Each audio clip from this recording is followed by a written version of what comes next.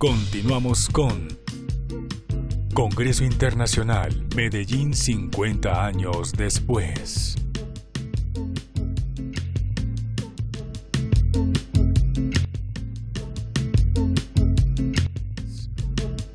El tema propuesto, signo de los tiempos, sentido y vigencia de una forma de proceder teológicamente. No voy a leer, para comodidad de ustedes también, salvo algunos textos que estarán expuestos aquí. Y otra observación es que todo lo que expreso aquí en este momento está mejor escrito, contextuado, con citas, dicho más precisamente, en una infinidad de artículos, o por lo menos una decena de artículos, que son todos accesibles en la página academia.edu. Allá hay una decena de artículos más o menos, de donde están las ideas, y este archivo que les muestro ahora es un collage de párrafos sacados de distintos artículos. Y por eso digo que todas las ideas que digo ahora están mejor situadas, contextuadas, con citas de autores, etcétera, ¿no?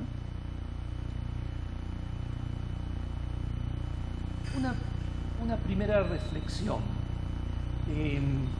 Cuando hablamos de sentido y vigencia, fíjense, pienso principalmente en estas cosas.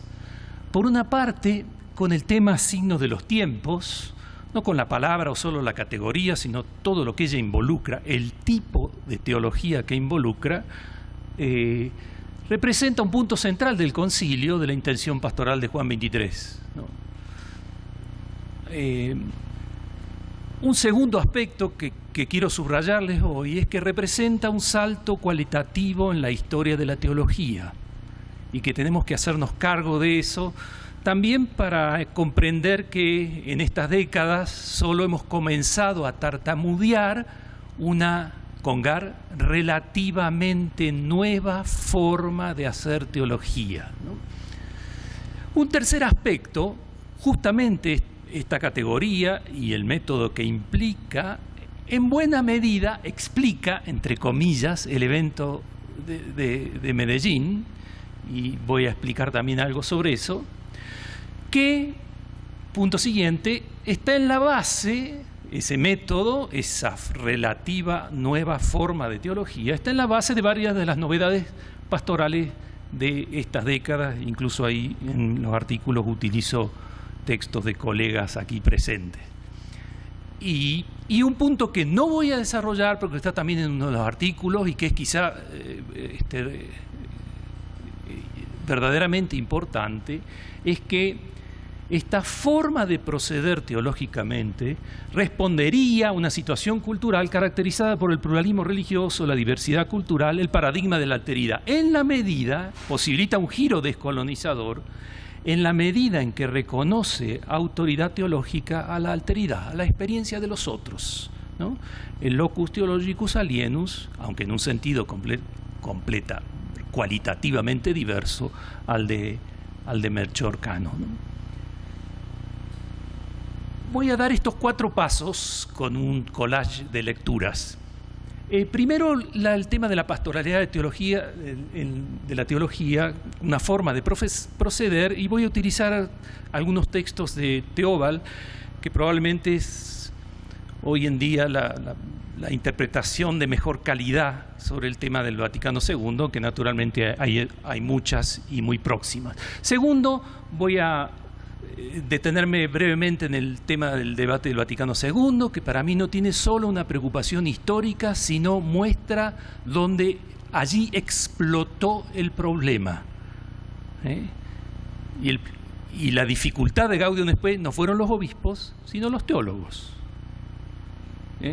Y hacer pasar esa relativamente forma nueva de teología. Luego voy a pasar por Medellín para mostrar ese aspecto central para Medellín, y luego un poquito de signos del estado de la cuestión. Confío en que en que en el diálogo después voy a poder precisar ideas que ahora estoy diciendo de manera general.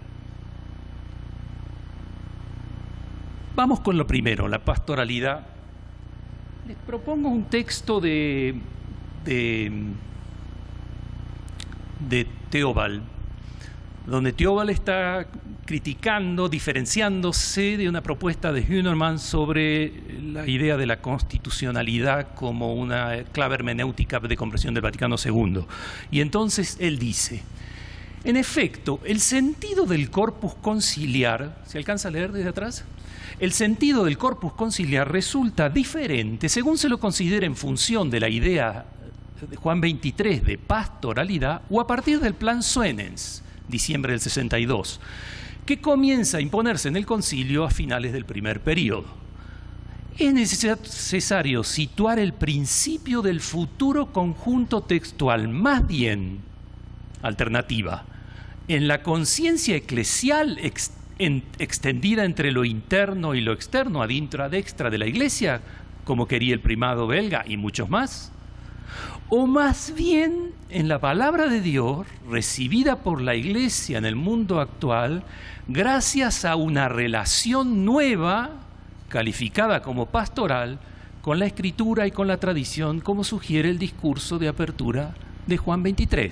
La tesis de Theobald es que prevalece en el concilio y en el posconcilio la idea de Suenens, diríamos así, de un concilio eclesiológico, mientras que esta otra interpretación es un concilio pastoral, es decir, que relee la tradición cristiana en un nuevo contexto cultural. Y entonces no son tan importantes las doctrinas, sino la forma de proceder.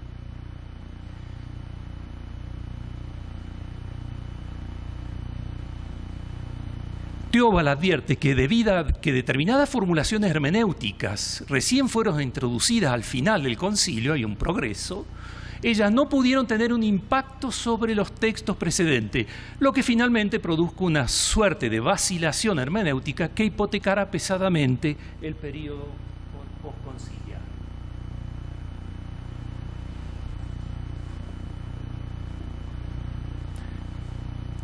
Pero dice, la conciencia hermenéutica emergida efectivamente en el último período, que permite hablar de la historia como lugar teológico, una frase mágica del posconcilio, donde se piensa que cuando se llegó a ella se tocó la punta del Everest y no que ahí comienzan los problemas, la historia como un lugar teológico, y precisar la tarea última de un nuevo examen de la revelación misma. Ese misma lo añade él a Gente 22. No pudo ejercer influencia estructural en el conjunto del corpus. Piensa que si se privilegia una lectura eclesiológica y doctrinal del concilio, como se realizó incluso en el posconcilio, piensen en todos los sínodos sobre el sacerdocio, el laicado, la vida religiosa, el episcopado, etc., se concebirá la recepción pastoral esencialmente como una reforma de la institución eclesial y de sus tareas confiadas a los diversos actores pastorales. Si por el contrario se es más sensible a la dificultad hermenéutica del cristianismo contemporáneo al proponer la fe, se ingresará a la recepción, y esta es su tesis, por la Constitución sobre la revelación y a una práctica pastoral que refiere a la Escritura en su interpretación contextual con el discernimiento de los signos de los tiempos. En el primer caso, dice Theobald, palabras más, palabras menos, se está frente a la exigencia evangélica de reforma que caracteriza como la segunda fase de la conciencia hermenéutica en la historia de la Iglesia, emergida en el proceso de división del cristianismo occidental. En el segundo caso, refiere a la tercera fase que a partir de fines del siglo XVII, lenta y progresivamente presta atención a la historia y al contexto cultural de los destinatarios del Evangelio. Con esta idea, lo que se ha producido, según Theobald, es una transformación misma de lo dogmático, es decir, es una pastoralización de la doctrina, en la medida en que ella es pensada solo en un proceso hermenéutico de la tradición cristiana con sus oyentes de su tiempo, ¿no? la forma pastoral de los dogmáticos, ya que en una situación cultural diferente se percibe de un modo diverso el sentido mismo de la revelación, ¿no?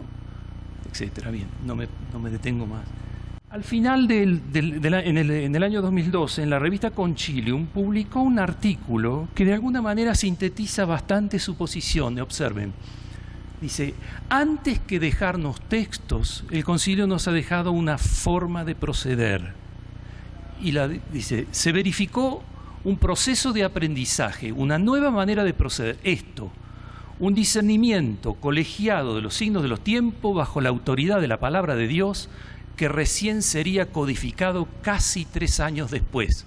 Gaudium Spes 44, Ad Gentes 22 y la realización de Dignitates Humanae, ¿no? Hay que esperar casi hasta el final del proceso redaccional de Gaudium Spes para que esta tarea de discernimiento tome la forma de un método o una manera de proceder. Teobald juzga que este método tiene una gran actualidad frente a lo desconocido, a veces inquietante, que es nuestro día de hoy. Si uno quisiera mostrar el esquema que arma este autor, es una doble escucha y una triple práctica, dice. Este es el modo de proceder eclesiogenético desde abajo, dice. Por una parte, la escucha de la palabra, el discernimiento de los signos de los tiempos. Es imposible hoy escuchar la voz de Dios sin escuchar las múltiples voces de nuestro tiempo. Estas dos lecturas no pueden separarse, sino fracasan ambas. Por otra parte, y ahí de esa forma Teobald incluye los otros textos conciliares, es imposible concretar estas prácticas si no hay una capacidad de escucha, de aprendizaje, sin iniciación espiritual, etcétera, ¿no? Pero esto hay que hacerlo de una manera con una búsqueda común de la verdad, en base a diálogo y argumentación, a entendernos mutuamente, concretado dentro de una forma sinodal. Por tanto, la pastoralidad es una reforma. Para Ruggeri es lo mismo, con otras palabras, que es quizá el autor italiano que más ha trabajado signos de los tiempos. Es una pastoralización de la doctrina. Lo que ha quedado modificado es la concepción de la doctrina, de lo dogmático mismo, por esa atención al aggiornamento, al contexto cultural en todo ese proceso. Bien, acudo también a él porque de esta forma pongo rápidamente de relieve un núcleo central de la interpretación del concilio. Lo que interesa aquí es el tipo de teología que está en juego en signo de los tiempos y eso, ¿no? Doy el segundo paso, Gaudium Spes. Como les decía recién, estudiar el debate, sobre todo franco-alemán, de la etapa final del concilio sobre Gaudium Spes, que casi hace fracasar la Gaudium Spes, es desde el punto de vista, desde esta teología, es sumamente importante porque saca a la luz dónde estaban los problemas que veía gente muy autorizada como Rahner, Ratzinger, Congar y muchos otros, ¿no? Pero primer punto, observen estas afirmaciones de un observador, muchos dicen el experto, el perito más importante en el concilio. Fíjense algunas frases de Congar. Constitutio Pastoralis es un título nuevo con el que se ha querido subrayar el género particular de este documento. ¿Cuál es exactamente su estatuto desde el punto de vista de la criteriología teológica? En el año 67 Rahner escribe un artículo súper interesante y donde dice: no es fácil decir que es una constitución pastoral. De hecho, Rahner escribió un texto a pedido del arzobispo de Múnich en mayo de la 65, que fue incluido incluso una parte en las actas conciliares, que expuso el arzobispo de Múnich y que tiene la votación de 90 padres, entre ellos la mayoría de los alemanes, ¿no?, que solo aceptaron aprobar Gaudium Spes en una reunión el 20 de octubre donde había varias personas de estas presentes, etcétera, si se hacían determinadas correcciones. Observen esta afirmación de Congar. Se nos plantea el problema de precisar qué es lo que la historia aporta a nuestro conocimiento. Abrir un nuevo capítulo de epistemología teológico-pastoral. Observen esta otra aquí abajo. El concilio con el esquema 13 pretendía iniciar una forma relativamente nueva de teología, no ya deductiva y abstracta, sino inductiva y concreta. Pienso que el significado epistemológico de este hecho es muy importante. Es interesante cuando uno revisa la comprensión de Congar en aquel momento, para darse cuenta que lo que para nosotros hoy, y más en el ámbito latinoamericano, es el ABC, el ver, juzgar y obrar, estaba haciendo dudar a varios de los mejores teólogos del concilio. Congar no tiene ninguna frase formulada en ese momento que sea más precisa sobre esa nueva forma de teología que la que estamos viendo en ese momento, en ese texto. Y observen también exactamente, miren esto de Routhier, que lo firmarían muchísimos historiadores en este momento, no era sencillamente la exactitud del esquema lo que originaba dificultades a los alemanes y a los italianos en 1965. Ellos cuestionaban el método mismo del esquema, el método mismo del esquema, ¿no? Ratzinger claramente se oponía al momento inductivo y querían una cristología de la cual se deducía una antropología a partir de los principios teológicos. Empecemos con el Génesis. Magrath tuvo que hacer un gran esfuerzo para reintroducir la categoría signo de los tiempos que había sido eliminada.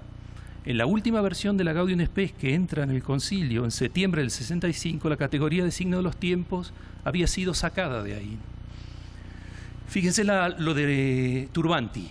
En efecto, la elección del método inductivo era en ese momento todavía muy incierto, es final del 64. Se temía mucho que a la desconfianza de los teólogos, no de los obispos, se sumase la incomprensión de los padres conciliares. Y para mí, según mis estudios, según mis lecturas, una de las explicaciones más claras, y es una alegría esto, una de las explicaciones más claras del momento es de Magrath, que presidía la subcomisión de signos de los tiempos. Garrón es la de doctrinal y signos de los tiempos Magrath, ¿no? Y en 1966 publica un artículo que yo he explicado más detenidamente en otro lugar, pero aquí está el núcleo, fíjense. Dice, allí alude Magrath a la disputa acerca del método que según los teólogos llamados progresistas, refiere a los que habían redactado Lumen Gentium en el año 64, el año anterior, debía proceder de acuerdo con el método teológico aceptado. Eso era. Lo que significaba partir de los principios de la revelación que derivan de las normas de la fe y de la moral, aún para el orden temporal. Una metafísica deductiva en el orden de la doctrina social. Esto es un procedimiento que subordina unilateralmente lo práctico, lo teórico, lo pastoral, lo doctrinal. Por el contrario, fíjense la frase de: había que proyectar un nuevo método para este nuevo tipo de documento. En este nuevo método, desarrollado y perfeccionado muy lentamente, imperfecto aún en el último borrador, el que el lector debe captar si quiere interpretar. Yo he escrito 2 artículos sobre estos, uno en toda la bibliografía de Ratzinger. La pregunta es inadvertida. Esta es una clave de lectura para ver la iglesia que imagina Ratzinger Benedicto y la que puede salir de un tinte latinoamericano, etcétera, ¿no?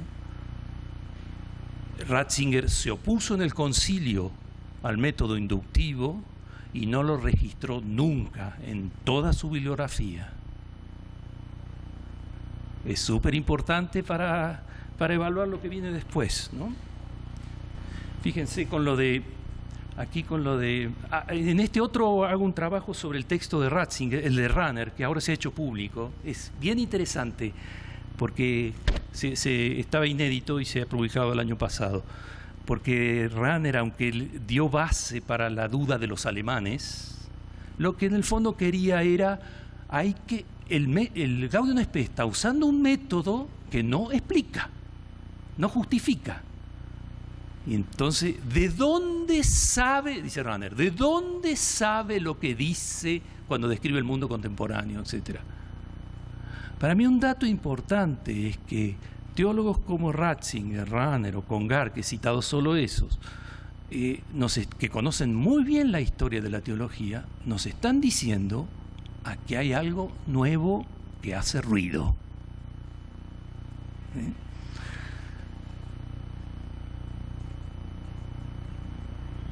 Bien, y por ese motivo, fíjense, por ese motivo es tan importante lo que sucede en Medellín.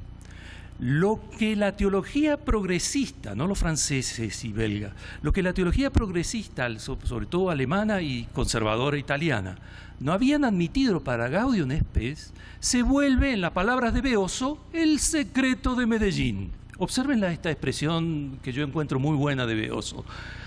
La repitió 2 veces, en el método está el secreto de Medellín. El método ver, juzgar y obrar era heredero de la acción católica, que ha trabajado muy bien a Genors, el que mejor lo de conocer de todos los que estamos aquí, sin duda. Se inspiró también en la teología de los signos de los tiempos de Gaudium Spes, fue el hilo conductor de los trabajos de Medellín.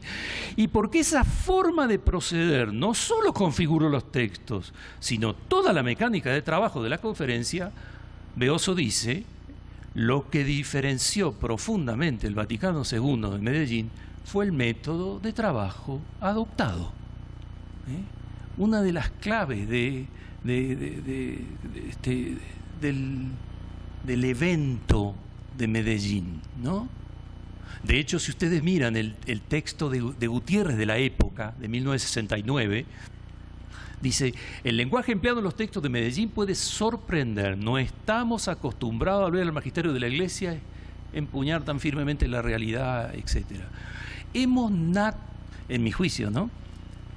Hemos naturalizado nosotros un salto cualitativo que se ha producido en la historia de la teología, que está solo a los inicios y que tiene mucho que dar y tiene 50 años de realización, ¿no? No me detengo más allí, me gusta. Es muy notable la concentración de Medellín en Gaudium Spes, ¿no? Pero en todo caso podemos volver eso en la conversación, ¿no? Y otro dato para sumar la importancia de esta metodología es alguna idea que he recogido de Agenor en la formulación, ¿no? No solo que esto representa una forma de ser iglesia, fíjense lo que estamos diciendo, un método debatido, y ahora estamos diciendo que es una forma de ser iglesia en pocas décadas, sino esta idea que ha escrito en el diccionario brasilero Agenor. El método está en la base de las prácticas eclesiales populares que desembocaron en la opción por los pobres, en la formación de las comunidades de base, en la práctica de la lectura de la Biblia, en el desarrollo de la pastoral social, la militancia ciudadana, en la propia teología de la liberación. Todas estas expresiones eclesiales, con su riqueza y limitaciones, representan una cierta novedad teológico-pastoral cualitativa en la historia de la Iglesia y, en buena medida, identifican el caminar en nuestras tierras. El método que a duras penas sobrevivió en Gaudium Spes. El último punto, espero en la conversación precisar tantas frases genéricas y amplias. Si ustedes siguen la bibliografía internacional sobre el tema de los signos de los tiempos, advertirán quizás conmigo que se puede advertir una gran perplejidad que yo sintetizaría en 3 aspectos. Además de lo que se dice de que el término está inflado, se usa demasiado, pero es la palabra mágica de la época, ¿no? Como la historia del lugar teológico también, ¿no? Pero junto a eso se observan, diría los autores, una cierta confusión en la noción misma. No estaría clara la criteriología. Y para mí el punto más importante, porque en mi forma de ver estos dos primeros ya están canalizados, solo que necesitan ser consensuados en la comunidad teológica. El tercero, los puedo calificar con algunas frases para mí logradas, que revelan el problema. Esto de Hünermann, en un texto de 2012 dice, cuando habla de la constitución pastoral, no se veía cómo podían conjugarse afirmaciones históricos contingentes y afirmaciones de principios. Y por eso dice, bajo esta asociación en apariencia metodológicamente ilícita entre principios y datos empíricos. Cuando uno lee Casper dice, estamos igual que hace 50 años, en este libro, ¿no? ¿Cómo se determina más precisamente su relación con los principios teológicos de los signos? La misma idea de allí. Y en una cita repite con palabras, permanece sin aclarar cómo se determinan y ordenan metodológica y teológicamente los signos de los tiempos. Fíjense, aquí yo encuentro muy útil esa formulación, ¿no? Una asociación entre principios y datos empíricos. Porque si los datos empíricos siguen siendo solo datos empíricos con una cualidad hermenéutica que dan que pensar para una actualización de la revelación, seguimos con una teología deductiva. La pregunta, la tiro así dura, es si en algún momento esos datos empíricos pueden convertirse en principios.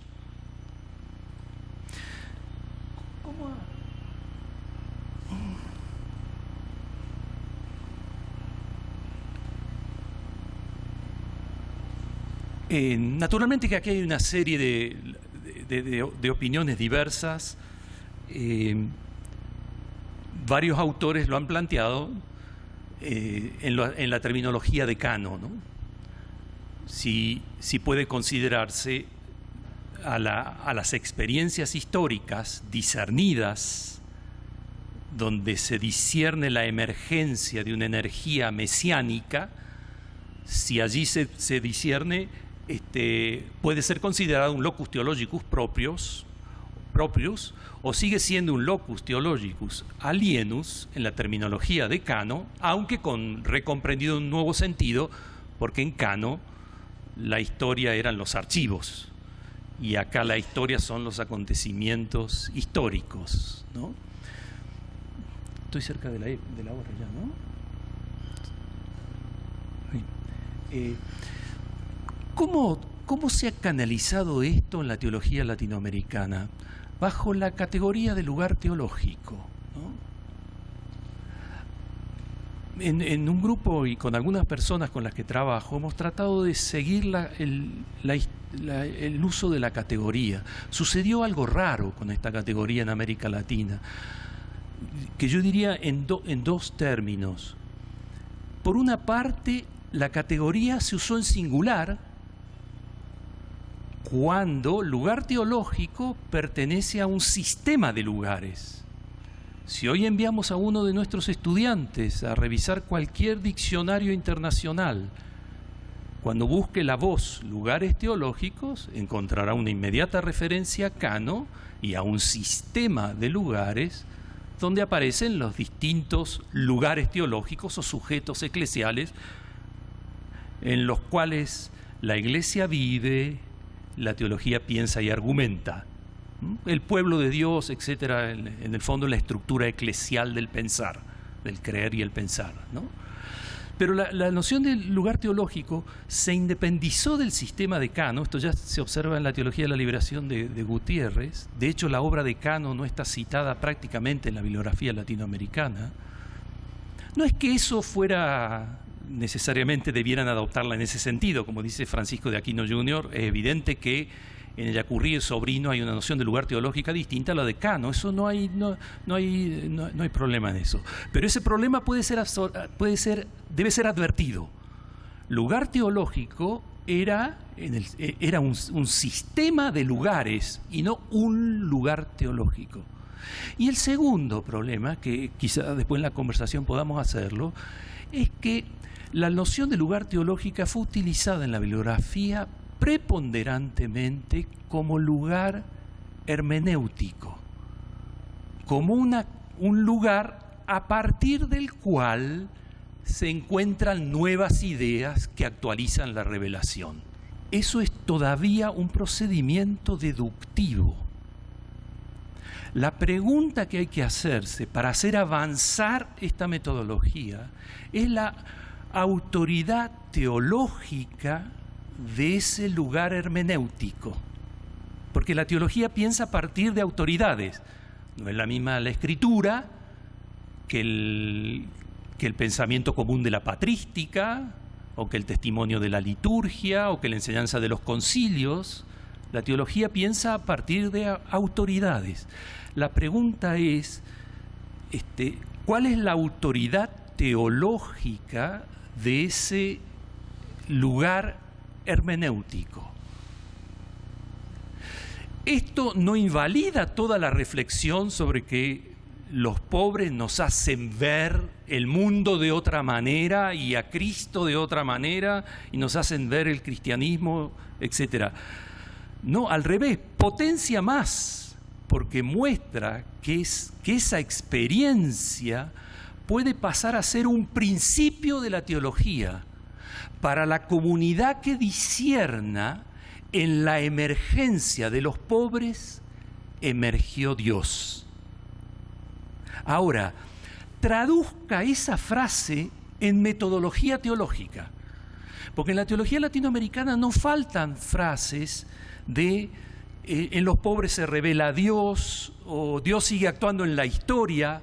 Traduzca esa frase en metodología teológica y dígame cuál es su autoridad cuando usted hace entrar, como todo teólogo, a la hora de pensar una interacción dialéctica de lugares teológicos y sujetos eclesiales.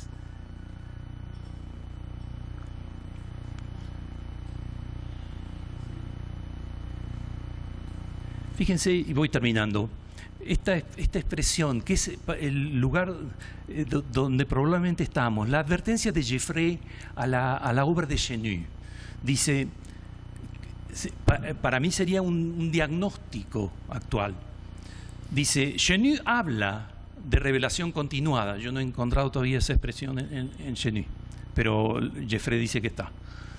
Pero que no ha avanzado mucho en el análisis de la diferencia de estatuto entre la palabra de Dios consignada en las Escrituras y la palabra de Dios en y por la historia, ¿no? Es este estatuto el que debe ser aclarado, para determinar no solo qué tipo de lugar teológico es la historia, la frase mágica, la historia como lugar teológico. Sí, da que pensar, hace repensar la tradición, pero al final el teólogo pregunta, ¿cuál es su autoridad? Porque si no, la contingencia histórica sigue siendo un campo deductivo y no un lugar donde habla Dios, donde emerge la palabra. Me hace pensar la definición de lo de la praxis histórica releído a la luz de la fe. La pregunta es por la emergencia de la palabra en la praxis histórica, no la praxis histórica leída a la luz de la fe, sino acá hay palabras, pero aquí emergen palabras, es un diálogo de palabras, palabras humanas y palabras de Dios. La pregunta es por el estatuto teológico de la emergencia de la palabra en la praxis histórica. Eso no está. Y sería un paso adelante en la metodología en la cual estamos.